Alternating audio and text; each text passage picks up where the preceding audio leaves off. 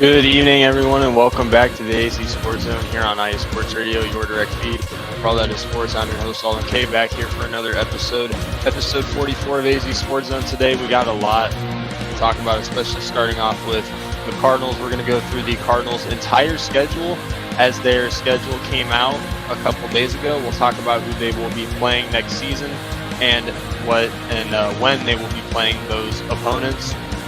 We'll talk about the Diamondbacks. Will continue with their latest news. They recently called up another prospect to help upgrade the bullpen, as Justin Martinez and AJ Puck still remain on the injured list. We'll see if their bullpen can get a little bit better as they start a 3-game series against the Colorado Rockies today. Should be an easy series, but we'll see if Torey Lovullo will Torey Lovullo again. But we'll see if the D-backs can win 2 in a row. Once again, for the first time in almost a month. So it's been a while since they've won 2 games in a row. So let's see what they got. And of course, we're going to continue with Arizona baseball and softball. The softball regional tournament brackets have been set. We'll talk about some of the games. A couple of the teams for college softball in Arizona are currently playing right now as soon as I started the show. So I'll continue to give updates on the sport. And when we get to it, we'll go deeper into detail of that game. So don't go anywhere.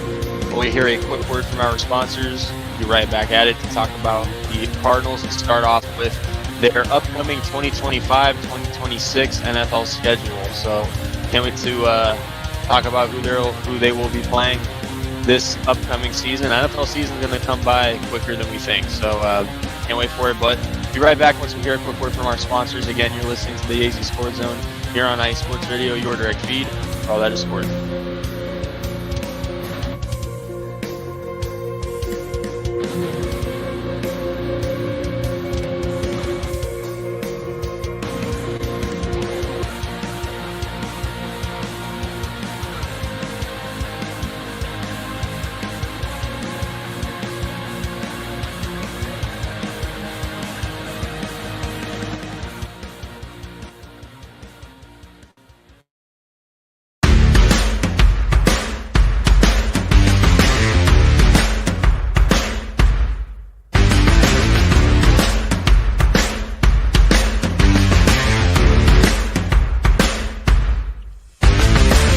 IE Sports Radio fans, this show is brought to you by Planet Jerky Premium Brisket Beef Jerky. Planet Jerky is the official jerky of the 2022 California League champion Lake Elsinore Storm, Single A affiliate of the San Diego Padres. This all brisket jerky has gluten-free options, contains no MSG, no sodium nitrate, is low in sugar, and high in protein. Go to their website at planetjerky.net and follow them on Instagram at Planet Jerky. Planet Jerky, the jerky that's on a whole other planet.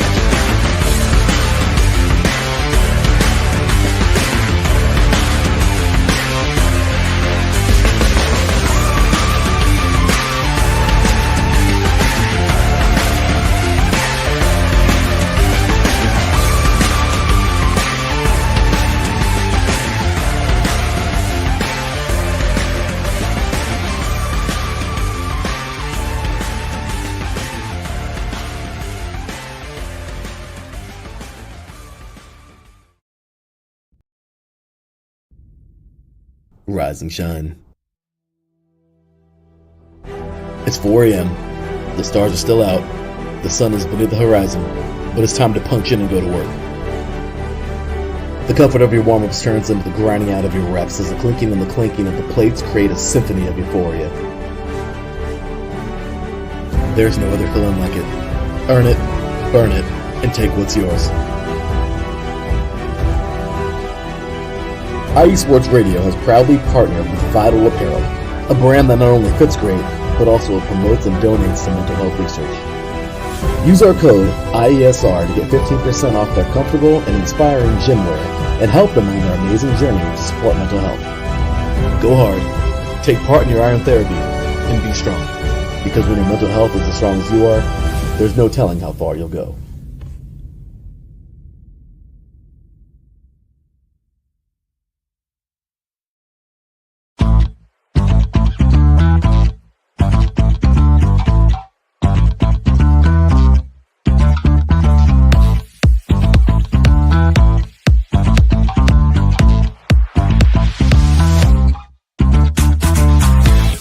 Hey there, IE Sports Radio fans. Be sure to check out our sponsor, Seal the Deal Wax Seals by Cecilia B. You just finished your very own wedding or baby shower invitations and you're looking for that extra special touch? Maybe you just wrote a letter to a relative or a friend and you want to add to their smile when they receive it. Then seal the deal with Cecilia's handmade sealing wax stamps for your invitations, letters, and gifts.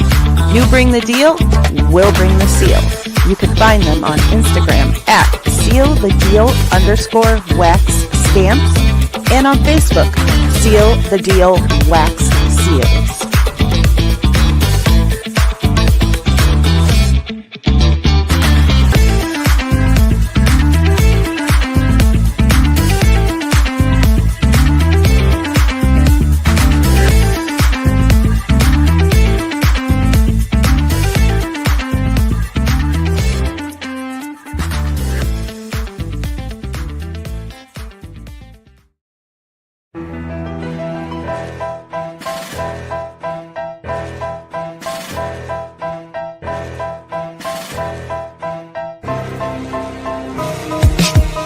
For the last 10 years, IE Sports Radio has been bringing you amazing content ranging from interviewing legendary athletes, coaches, and other authorized media personnel to building tailor-made shows dedicated to all major sports cities around the country.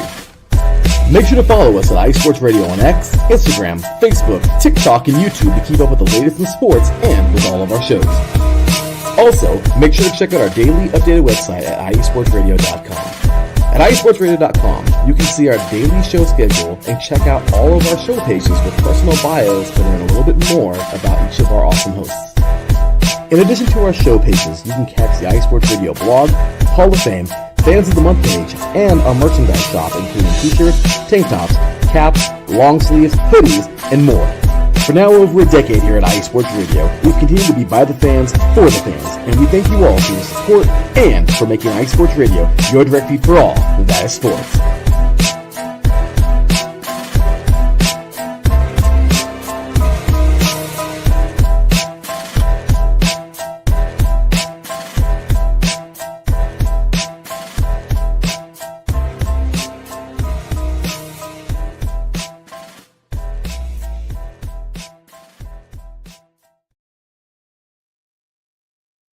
And welcome back to the AZ Sports Zone here on IE Sports Radio, your direct feed for all that is sports. Once again, big shout outs to our sponsors, Planet Jerky Premium Brisket Beef Jerky, the jerky that's on a whole other planet. You can order at the website planetjerky.net and follow them on Instagram once again at Planet Jerky. Of course, Vital Apparel as well. Make sure to use the IESR code to get 15% off of all the merchandise. Take advantage of any discounts that y'all can get your hands on. And of course, shout out to Seal the Deal Wax Seals as well. You can order on the website there. And shout out to IE Sports Radio. Great to be back here on another Friday evening. It's been this week kind of went by pretty long, not gonna lie. A lot, at least in the sports world for Arizona.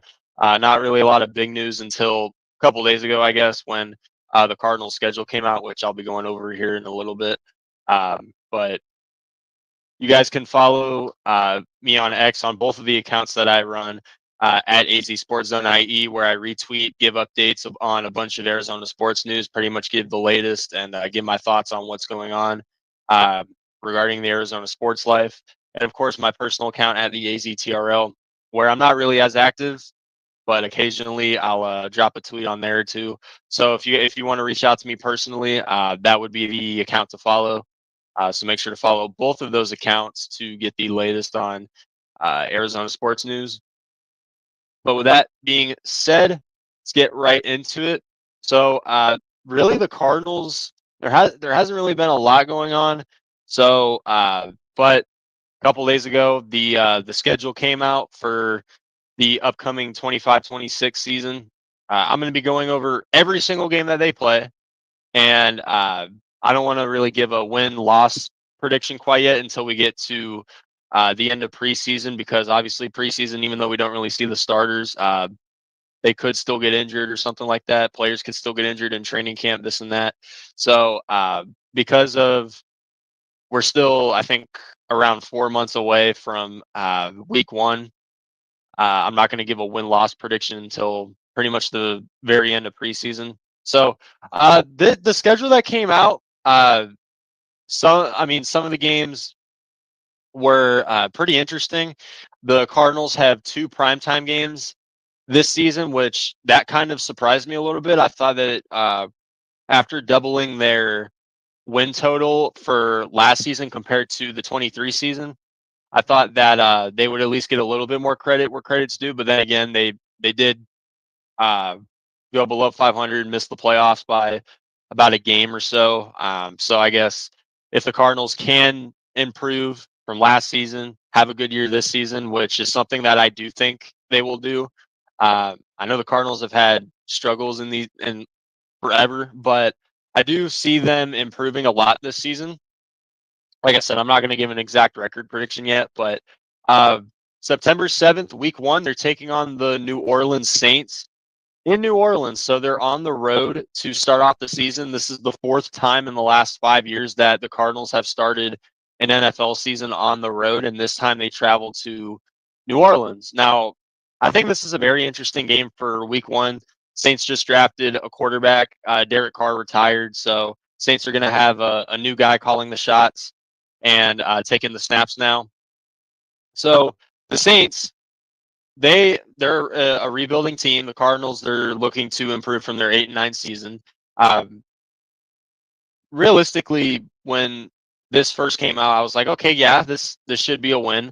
But one thing I always say regarding NFL is when it comes to the beginning of the season, we don't really know exactly what kind of team our teams are going to be. Like the first like 3 or 4 weeks or so, anybody can really win those games. The Cardinals aren't really good enough to really say, oh yeah, they're going to win this game quite yet.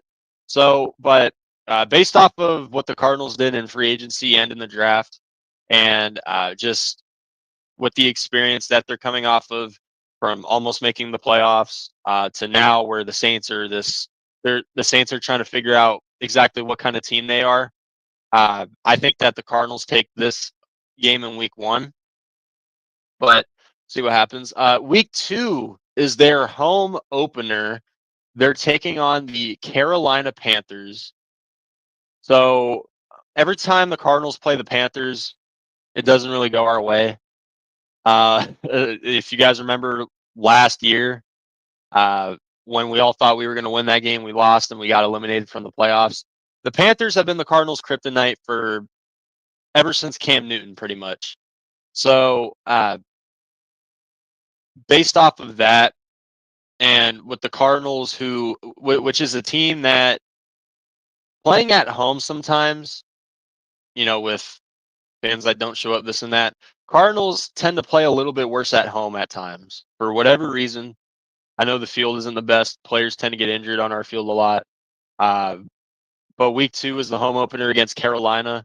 So the Panthers, who recently drafted U of A wide receiver McMillan, that they're going to have a decent, or at least an upgrading receiving core compared to what they had for Bryce Young last season.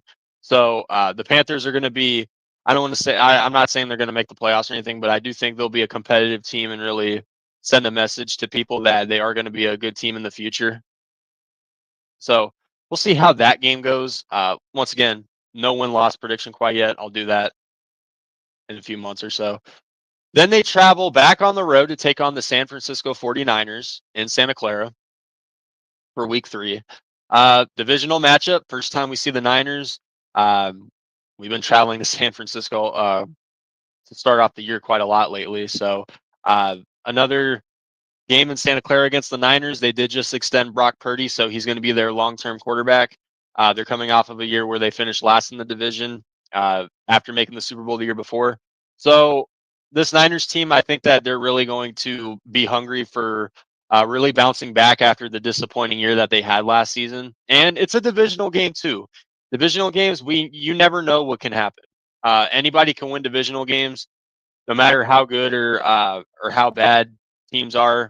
If it's always competitive when it's a division matchup. So normally, what I do with division games is I normally split them when I'm giving a schedule prediction. I don't say one's going to sweep them, the other is going to sweep the other. I normally just split them because you never really know. You play this team year in and year out. You play them twice a year. You're basically familiar with those teams.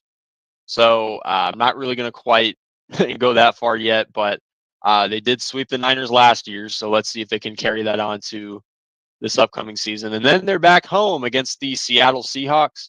They're not facing Geno Smith. They'll be facing Sam Darnold. So they did draft Jalen Milroe as a backup. So who knows? Assuming Sam Darnold stays healthy, they will be playing against Sam Darnold instead of Geno Smith, who was 6-0 against the Cardinals when he was Seattle's quarterback. So new quarterback for Seattle. So new opportunity here for the Cardinals to get the rivalry back going with the Seahawks. The Seahawks have had our number lately. Now would be a really good time, especially when the Cardinals are really trying to get back into the postseason to make it stand out in the division. These division wins are going to be very important too because they play in a very tough division. I know a lot of people are saying the NFC West is getting weaker, which I somewhat disagree with. I think that this division is competitive every single year. They find a way to have at least 2 playoff teams in it, almost 3, similar to last season. So this division is always competitive. Cardinals need to get as many division wins as they can. And divisional record was another reason why they missed out on the playoffs last season because the Rams had the tiebreaker. And then eventually they beat the Cardinals in week 16, and that was it. So, yeah, these division games will definitely determine if the Cardinals get back to the postseason.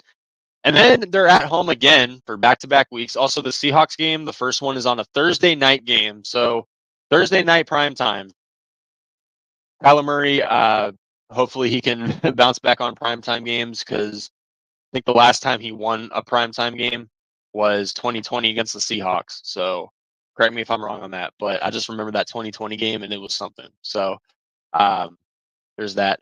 And then they're taking on the Tennessee Titans. They'll be hosting Cam Ward in his rookie season in Arizona as they take on the Titans.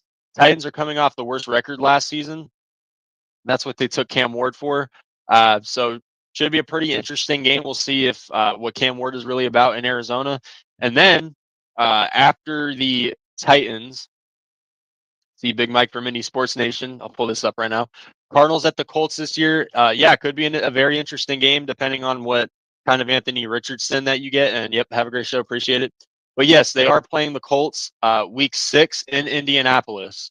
So the Colts are kind of an interesting team to me. They did really go for the defense in the offseason. And for me, in my opinion, this Colts team, it really depends on just what kind of Anthony Richardson that you get. Is he going to stay healthy? Is he going to take that leap forward to lead the Colts to where they want to be? In case he does get injured again, they do have Daniel Jones at backup this upcoming season. So a solid backup quarterback for the Colts as well. So, but yeah, this Colts team is definitely going to be interesting to me. This will be a tough game to win too. I think that the Colts might be a lot better than people may give them credit for this year, but we'll see what happens. Then they come back home. They take on the Green Bay Packers in week 7. So good old Packers and Cardinals rivalry. We'll see what happens there. And then they go on the bye week in week 8. An early bye week. We never really see that. Cardinals normally have their bye week like week 12, week 13, but this year it's week 8. So time to rest and recuperate halfway through the season. And then on Monday Night Football, they head over to Dallas to take on the Cowboys at AT&T Stadium. And Kyler Murray is 9-0 since high school at AT&T Stadium. So that's a good resume right there as, we preview for the Cowboys and Cardinals on Monday Night Football too. And Kyler Murray did play the Cowboys on Monday night once and demolished them. So we'll see what the Cowboys, they have new coaching. We'll see if Dak can really bounce back. But it's nice to have that stat on our side that Kyler has been undefeated in that stadium since high school. Big Mike says depends on the quarterback play, no doubt. Yep. Colts I think they're just a quarterback away from contending again. Then again, that's pretty much every team. If you don't have the right quarterback, you're not really going to do much. And then week 10, they travel to Seattle to take on the Seahawks for the second time, divisional matchup, competitive once again. And then they come back home to take on the Niners. So they play the Niners and Seahawks in weeks 3 and 4 back to back. And then in weeks 10 and 11 back to back, they're playing the Niners and Seahawks again. So at this point, this is where winning those division matchups are really going to matter, because it's more than halfway through the season. That's when people are starting to make their their postseason runs, this and that. So playoff pushes. So these games going forward are definitely going to mean a lot. And then they take on the Jaguars week 12. So Jacksonville, same thing. They're kind of an interesting team to me. They took Travis Hunter at number 2 when I thought they were going to trade back. So a pretty good offense and defense option, which is crazy. We'll see if he does play offense and defense for the Jags. But Trevor Lawrence, who dealt with injuries last season. So it's going to be an interesting game. Every time the Cardinals and Jaguars play, it's actually a close game. At least the last 2 times we played them. They've been pretty good close games. So we'll see what happens there. And then week 13, they're taking on the Tampa Bay Buccaneers. So back-to-back Florida teams. Tampa Bay, that's going to be a very tough game. And it could be key for playoff seeding if the Cardinals can get in the playoff seeding. Obviously, NFC matchups. Stuff like that's really going to mean a lot. And then they play the Rams for the first time. They don't play the Rams until week 14. So week 14 is when they play the Rams. I think that the Rams are going to be the NFC West winners for this season. I hope I'm wrong, but based off of the Rams coming off of last year, I think they're the more experienced and division-winning team that's going to win the NFC West. I think that's what is going to happen again. And then they head over to Houston to take on the Texans. I feel like everybody in the AFC South can anybody can win that division, honestly, except for maybe the Titans, because they're actually rebuilding. And depending on the Jaguars, on their new head coach, this and that. But that whole AFC West or South division that we're playing could really be up for grabs for any team. But they're taking on the Texans in week 15, morning game. So see what happens in that game. And then week 16, they're taking on the Falcons in Arizona. So Michael Penix, that's a guy that I'm excited to see in the future. So he's traveling over to Arizona. We'll see how that game goes. And then week 17, they're taking on the Cincinnati Bengals. This will be a very tough game. I know the Bengals were a 500 team last season, but they're going to come back strong. I think Joe Burrow is going to have an MVP caliber season. It sucks that we play the Bengals towards the very end of the year, because this could also really determine if they make the playoffs or not, depending on just how they are, I guess. But there's that. And then they end their regular season against the LA Rams in LA. So, yeah, a pretty tough schedule. They're taking on their division opponents. They're taking on the AFC South and the NFC South as well. So some pretty tough matchups there. Coming off of an 8-9 record, I could see the Cardinals getting double-digit wins this season. I predicted them to go 10-7 when the schedule first came out, but that is not my official record prediction for this season, because we still haven't gone through training camp, preseason yet. We don't know if players are going to get hurt before the season, which the Cardinals have dealt with quite a lot in the past. We saw it with Darius Robinson last season. He did not play until I think it was week 12.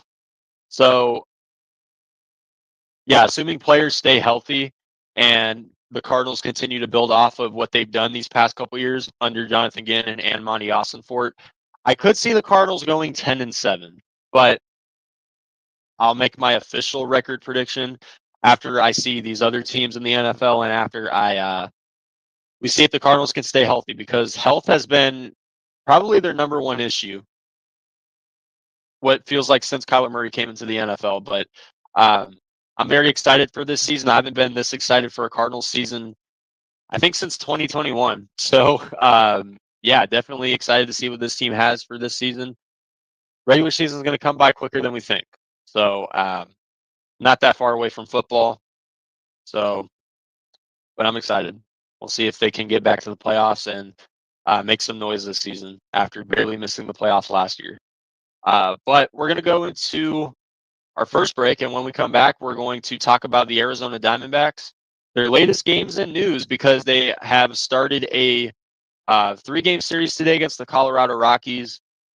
They're coming off of a series tie against the Dodgers. Talk about that when we come back here on the AZ Sports Zone, and it's on IE Sports Radio, your direct feed for all that is sports.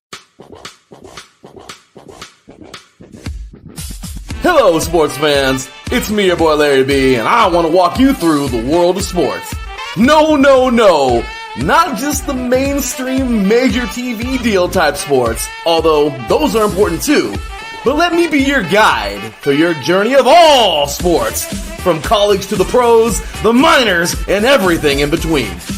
Each week, we are talking sports galore with true diehards just like you from a hardcore fan's perspective that's sure to quench your thirst around leagues you may know all too well and some you may even discover here. That's right, sports fans.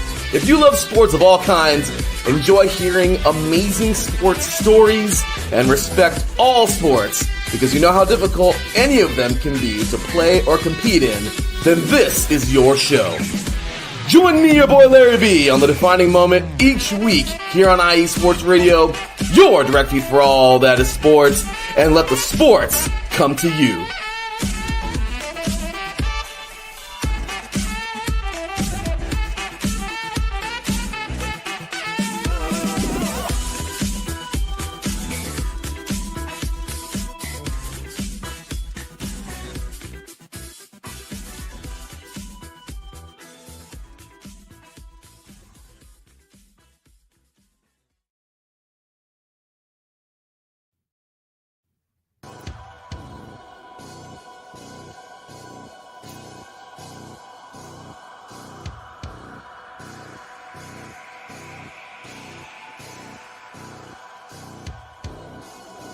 Are you a fan of Minnesota sports?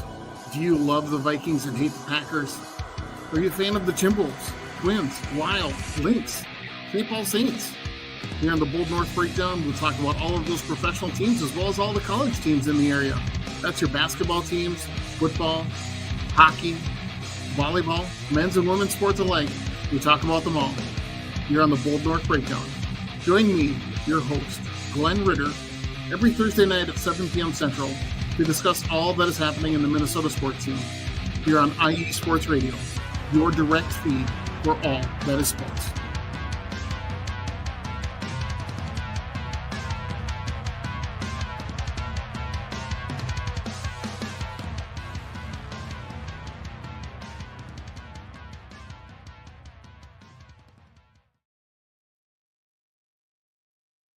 And welcome back to the AZ Sports Zone here on IE Sports Radio, your direct feed for all that is sports. Make sure to check out everybody's shows, guys, here on IE Sports Radio. Even if you're an Arizona sports fan or if you're just a sports fan in general, make sure to check out everybody's shows if you have an opportunity. We have a bunch of amazing people on here that will update you guys on whatever teams they support, whatever cities they live in, any sport. By the way, as we get to the Diamondbacks, once again, make sure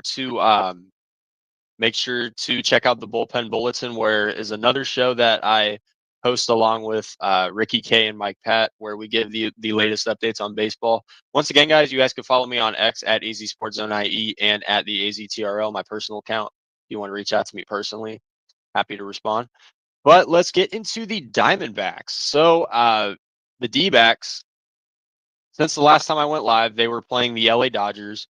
It was the second game of the series when they in a game that they really should have won, but unfortunately, Shohei Ohtani did what Shohei Ohtani does. So, and it was a big shootout, though.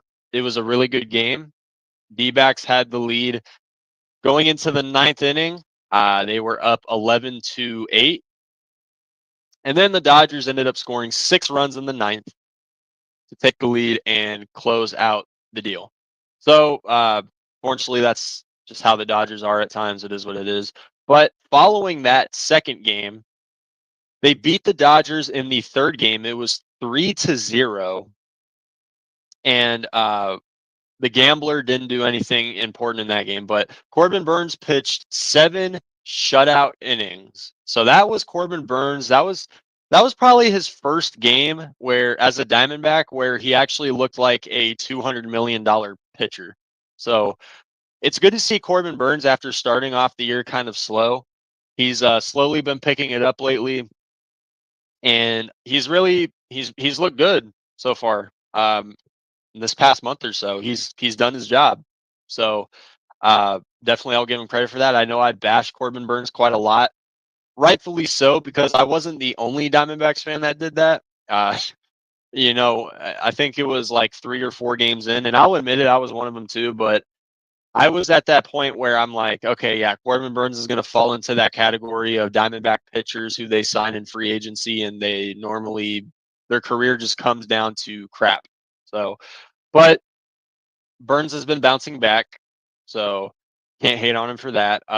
After the 7th inning, Ryan Nelson finished off the game with 2 innings pitched, did not give up a hit or a walk, so 2 perfect innings to close out that deal. Pavin Smith and Gino Suarez all did pretty good in that game. Ketel Marte had a homer as well, which Gino has been killing it lately, so pretty good so far. But then in the final game, pretty bad. Yeah, the D-backs lost 8-1. Zach Gallen pitched 5.2 innings, gave up 4 runs, so he continues to look pretty bad, except for when he's playing New York teams, apparently, which is so weird. But that's how it's been for Zach Gallen. Someone pull up his ERA when he's facing New York teams. He faced the Mets twice, and he faced the Yankees once. Someone pull up his ERA from those 3 games and compare it to his ERA against other teams. I don't know what it is about Zach Gallen pitching so well against the Yankees and Mets this season, who are actually, ironically, playing against each other right now. But yeah, other than playing New York, Zach Gallen has not really dealt pretty good this season. So yeah, man, you're on a contract year, so that's not the way that you should be playing right now if you want an extension. But it is what it is. He kind of lost his touch after the 2023 season when the Phillies, or I don't want to say Phillies, but I guess the Rangers in game 1 kind of like got to him a little bit. But it is what it is. But after the Dodgers series on Sunday, they traveled over to the Bay Area to take on the Giants for a 3-game series. This was the first time they've seen the Giants this season, and coming into this series, basically it was kind of like, and the Giants were kind of going through a rough patch at that point. They lost, I think, 3 games in a row prior to when the D-back series against them started. And in the first game, it actually went well. They won, but it was literally Corbin Carroll in that game. And I mean it. It was only Corbin Carroll. He hit 2 solo shots, and those were the only 2 runs that the Diamondbacks scored. But Merrill Kelly pitched 7 innings. He only gave up 1 run, so a really serviceable win there for Merrill Kelly. And then Jalen Beeks and Shelby Miller closed out the deal to give the Diamondbacks the first game of the series. It's really good to see Merrill Kelly. I feel like other than Brandon Pfaadt, he's been our best pitcher so far. Assuming Corbin Burnes, if he can keep it going well. I know Burnes is pitching today, and he's playing against the Rockies, so he should have a good game today. So I'll get to that game. But yeah, it's good to see Merrill Kelly continue to look pretty good. So we'll give him credit where credit's due. The second game, however, was very bad. Very bad. Brandon Pfaadt gave up 4 runs in 4 innings. His pitch count was pretty high at the end of that point. And then the bullpen gave up 6 extra runs. Joe Mantiply gave up 3. Juan Murillo gave up 3. and then Kettle Grayman and Kevin Ginkel were the only 2 pitchers who did not give up a single run in that game.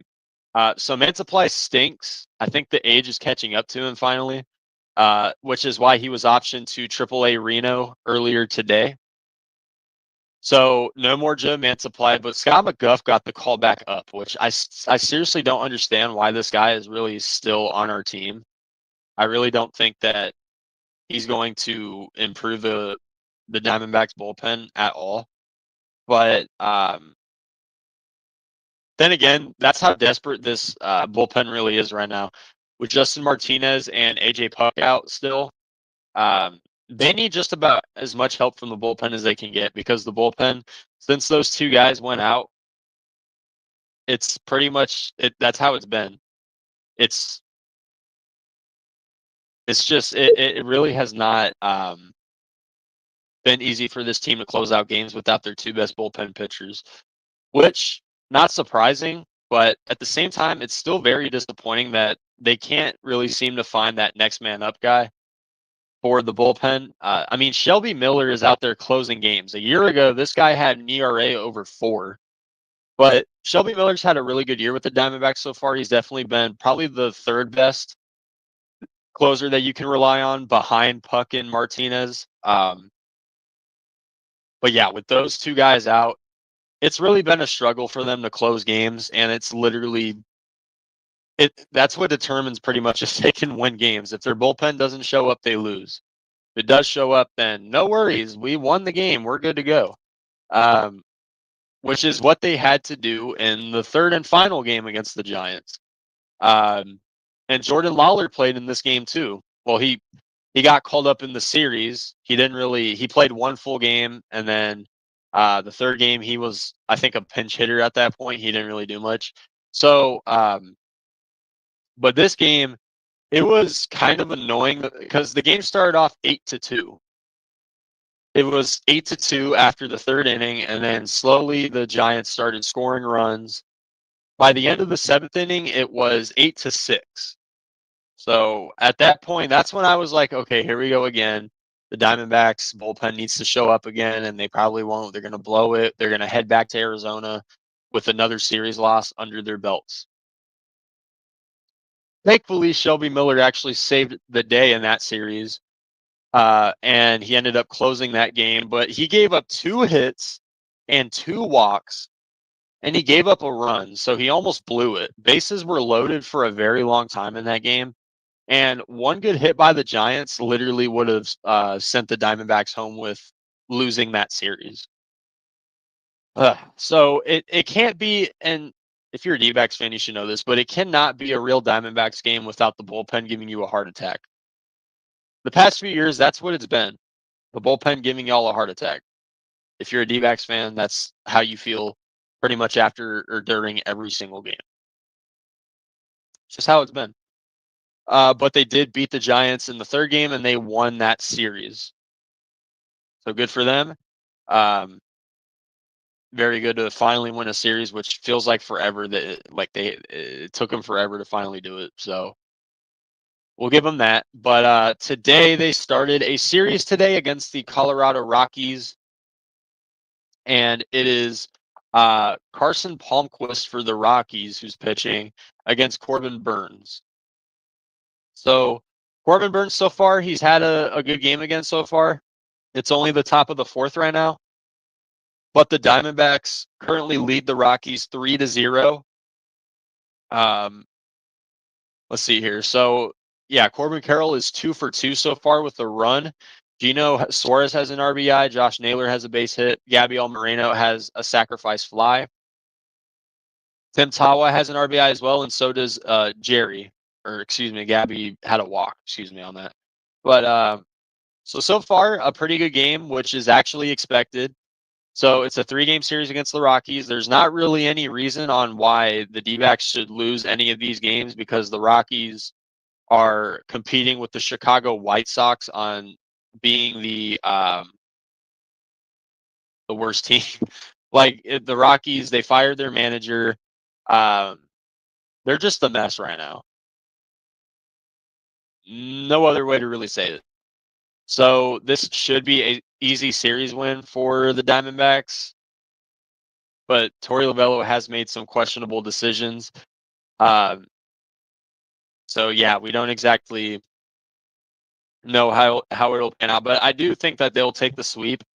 If they don't take the sweep, I think they'll take 2 out of 3. I don't think they'll lose the series to this team at all. But hey, is what it is.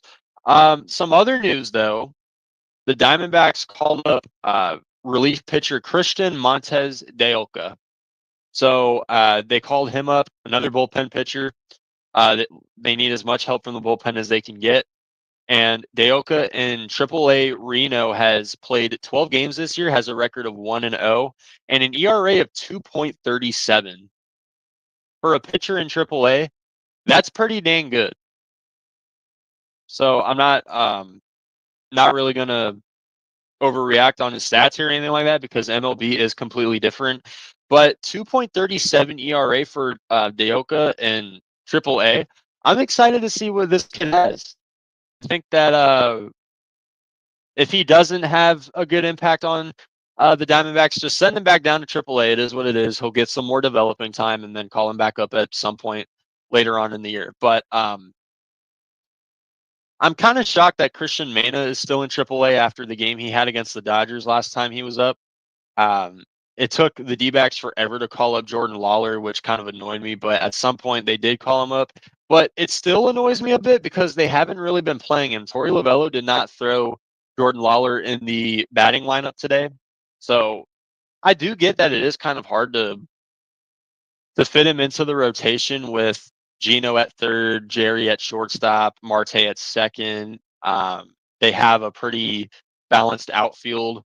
So it's not like they can throw him in the outfield. It's not really like they can throw him at DH because they got Pavin Smith and Randall Grichuk. And occasionally they'll throw Pavin Smith at first because he's a first baseman and when Josh Naylor needs a day off. So, but other than that, there's not really a lot of places to fit Jordan Lawler into the batting lineup unless they give guys like Gino, Jerry, or Marte, unless they give one of those 3 guys, I should say Tawa as well because he plays second base, even though today he's playing center field. It's definitely hard to fit him in the rotation.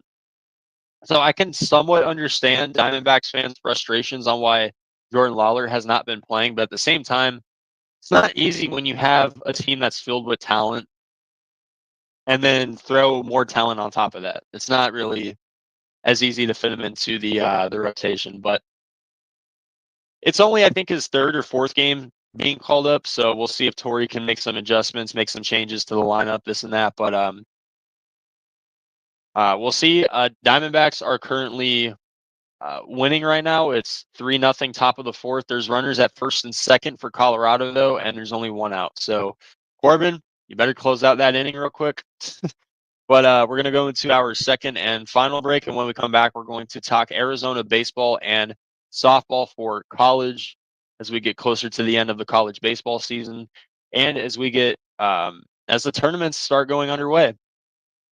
So don't go anywhere. We'll talk about that when we come back. Once again, you're listening to the AZ Sports Zone here on IE Sports Radio, your direct feed for all that is sports. Be right back.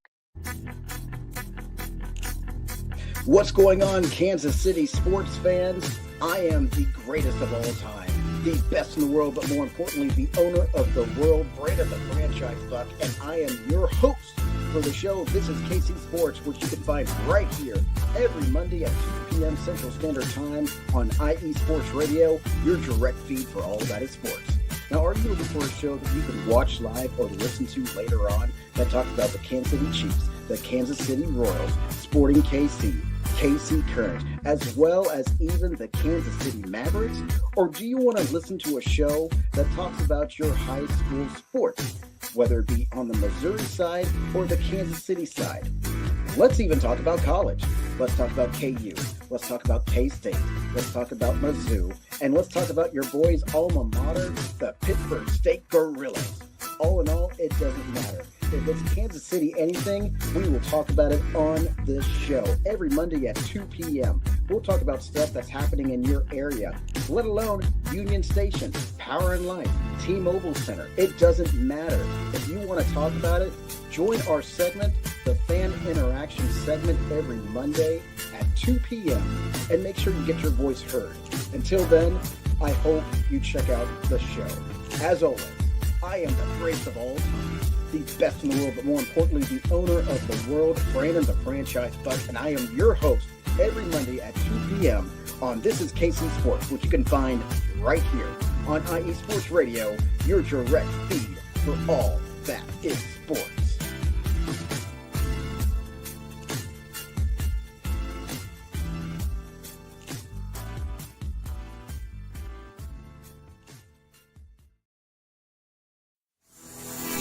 Sports fans, do you like teams that are tough, cities that are tougher, and fan bases that are passionate about their teams?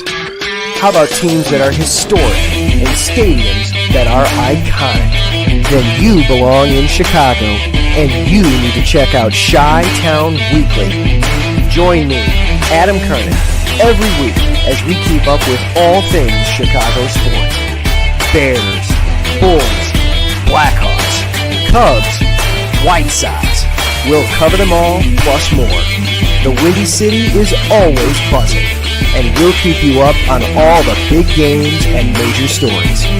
So tune in to Chi-Town Weekly every week right here on IE Sports Radio, your direct feed for all that is sports.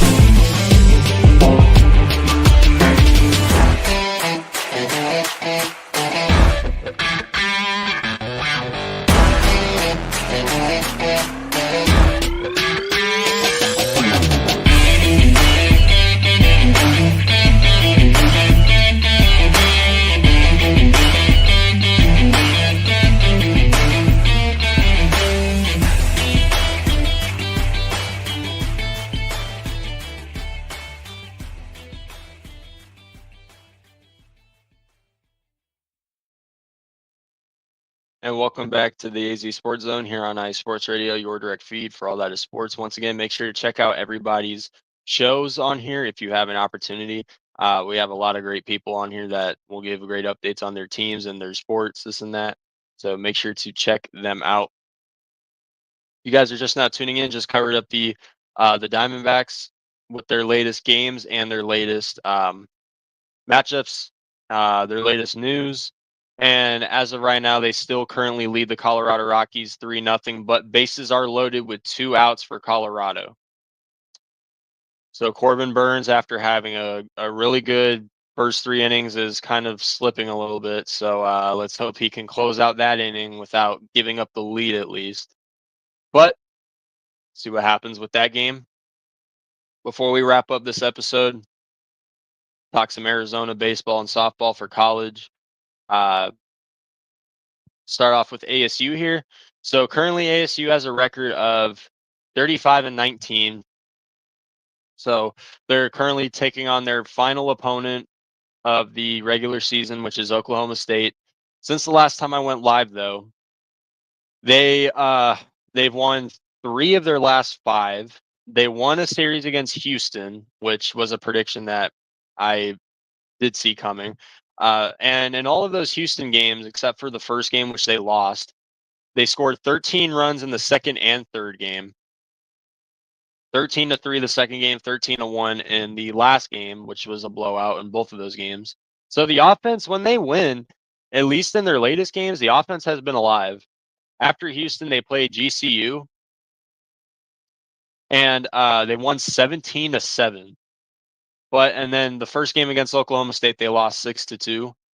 So that was kind of a rough game. And currently right now they're taking on Oklahoma State. And then they play one more game after that, and then it's on to the Big 12 tournament. So can't wait. ASU baseball, baby. See what we got for the tournaments here. As I currently check the score update. Okay, still the same score for the D-backs. For softball, though, they're also 35-19. So same exact record, which is kind of interesting.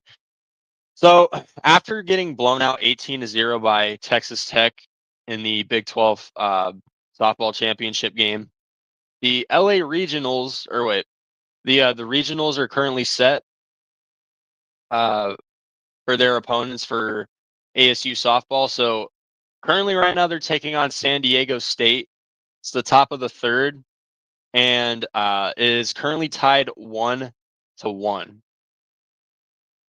So still very early in the game. It's a tie game right now. So we'll see how that game ends. Hopefully ASU can pull it out with their offense. We'll see. They should be able. I think that they can win it. So third inning though, it really just depends on their pitching. Their pitching really has to show up, which we haven't quite really seen a lot lately. So hopefully that game turns out to be pretty well.